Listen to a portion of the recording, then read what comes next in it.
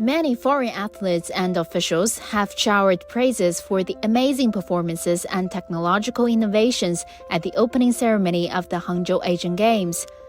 Церемония очень классная. Я впервые видел такое, потому что я первый раз выступаю на азиатских играх.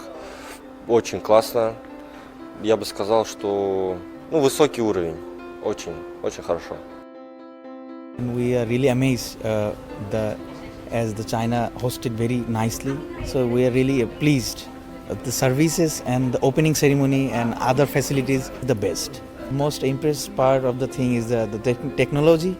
The technology China has used to for the athletes, for the opening ceremony, and for the volunteers, for everybody.